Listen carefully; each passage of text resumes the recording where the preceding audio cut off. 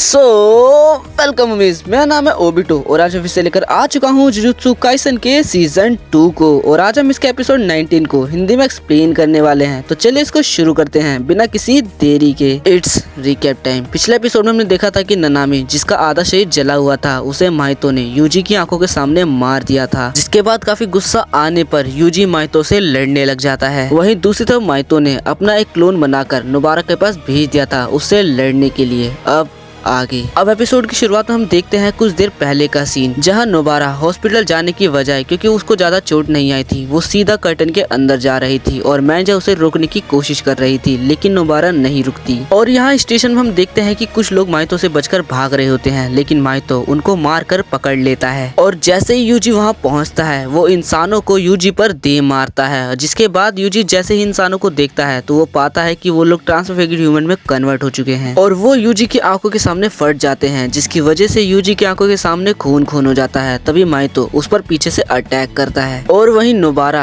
माइतो के क्लोन से लड़ रही होती है, जहां पर माइतो का क्लोन अपने हाथों की शेप को चेंज कर उस पर अटैक करता है, लेकिन नोबारा हर बार बच जाती है। इसके बाद माइतो का क्लोन नोबारा के ऊपर कुछ फेंक कर मारता है, लेकिन नोबारा अपने नेल से उन सब चीजों को तोड़ देती है। इसी चीज का फायदा उठाकर वो नोबारा के पीछे से आ जाता है और अपने हाथ की शेप को चेंज कर उस पर अटैक कर देता है और ये अटैक नोबारा को लग जाता है, लेकिन नोबारा इसे अपने हथौड़े से तोड़ देती है। तभी माइतो का क्लोन अपने हाथ को पंजा बनाता है और नोबारा पर दोबारा से अटैक कर देता है और उसी कंधे को दोबारा से डैमेज कर देता है और बोलता है, क्या मैंने तुम्हें बताया नहीं कि ये सब मुझ पर काम नहीं करेगा और तुम ये जानती हो ना। नोबारा बोलती है, कभी कभार तुम्हें पता होता है, लेकिन तब भी तुम्हें वो करना होता है। जिसके बाद नोबारा उस पर अपने नेल से दोबारा अटैक करती है, लेकिन इस बार वो बच जाता है, लेकिन तभी नोबारा उसके ऊपर कूद जाती है और एक चुटकी बजाती है और जितनी भी नील जमीन पर पड़ी होती है वो नीचे से ही माइतो पर अटैक करती है और ये अटैक माइतो को लग भी जाता है। इसके बाद नोबारा उसके ऊपर चढ़ जाती है और बोलती है, जब से मैंने तुम्हारी टेक्निक के बारे में सुना है तो मुझे लगता है कि ये तुम पर काम जरूर करेगा। और ऐसा बोलकर वो उसके सर के बीचों बीच अपनी एक नेल को अपनी टेक्निक की मदद से गाड़ देती है और ये अटैक क्लोन के साथ साथ रियल माइतो पर भी इफेक्ट करता है, जिस वजह से वो यूजी पर अटैक भी नहीं कर पाता। और ये देखकर यूजी समझ जाता है कि ये सब नोबारा ने किया है। और यहाँ माइतो का क्लोन बोलता है, ऐसा नहीं हो सकता,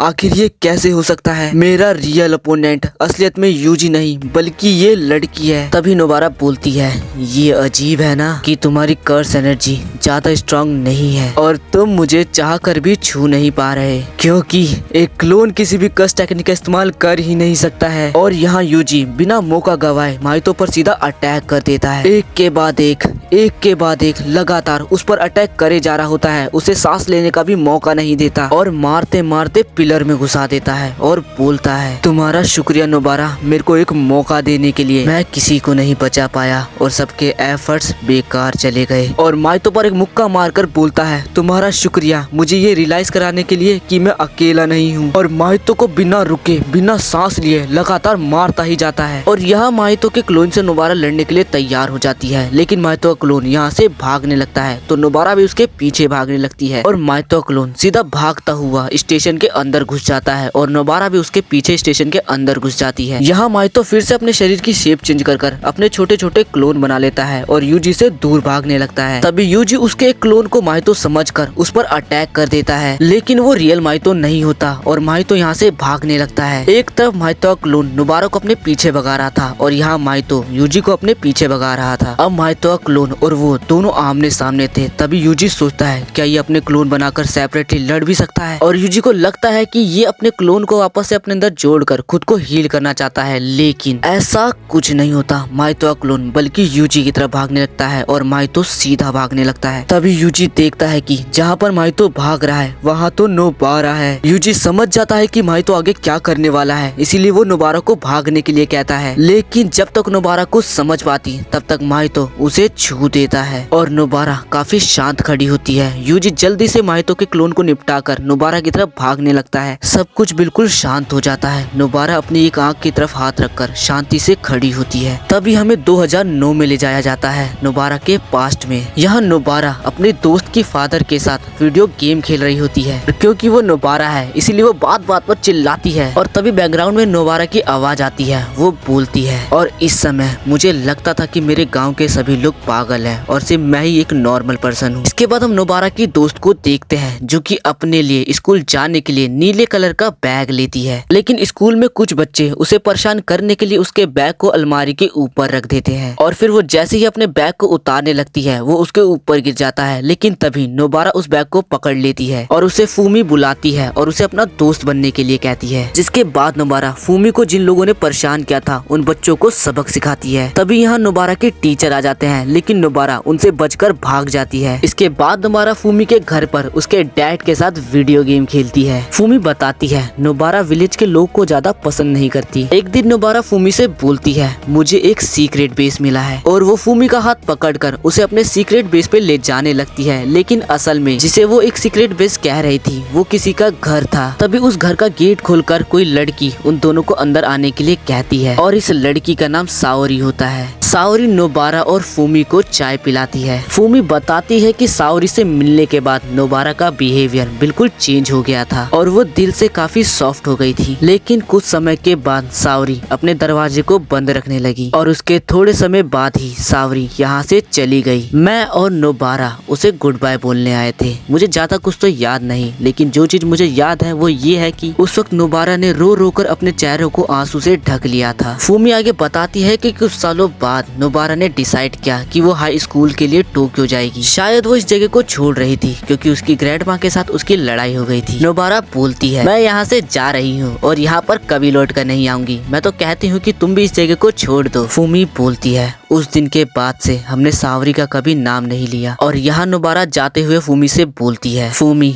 अगली बार अगर जब हम मिलेंगे तो हम 3 होंगे। यहाँ नोबारा सावरी की बात कर रही है और इसके बाद नोबारा और फूमी दोनों रोना चालू कर देते हैं। और अब यहाँ प्रेजेंट टाइम में हम सावरी को देखते हैं जो कि लेट नाइट तक ऑफिस में काम कर रही होती है। तभी उसकी ऑफिस की एक लेडी उससे आराम करने के लिए कहती है। सावरी मना करते हुए कहती है मुझे आज ये फिनिश करना है। वो लेडी बोलती है कि आज दूसरा दिन हो गया है और ये सनराइज होने से पहले का टाइम है। इसके बाद वो लेडी सावरी के लिए कॉफी बनाकर उसे सर्व करती है। तभी अचानक सावरी बोलती है मैं बहुत समय पहले 2 लड़कियों से मिली थी जो कि मेरे से 7 साल छोटी थी। उनमें से एक लड़की नोबारा जो कि काफी ज्यादा चुलबुली थी और मैं उनको उनकी बहन की तरह ट्रीट करती थी। मैंने उन्हें अपना कोई कांटेक्ट नहीं दिया क्योंकि शायद मैं डरती थी। जबकि मेरे विलेज छोड़ने पर वो दोनों रो रही थी। लेकिन अब अगर वो मुझे देखेगी तो वो मेरे से काफी ज्यादा डिसअपॉइंट होगी कि मैं कितनी ऑर्डिनरी हूँ। पर मैं सोच रही हूँ कि नोबारा क्या कर रही होगी, वो अभी इस वक्त क्या कर रही होगी और कहाँ होगी। इसके बाद हम नोबारा को देखते हैं जो कि एक तरह से अपने आफ्टर लाइफ में थी, जहाँ उसके सामने उसके टीचर और उसके जुजुत्सु हाई के दोस्त बैठे थे और वहीं उसके पीछे उसकी गांव की दोस्त फूमी बैठी थी। तभी नोबारा को फूमी उसके बच्चे रूप में दिखने लगती है और वो भी बिल्कुल बच्चे रूप में आ जाती है। नोबारा बोलती है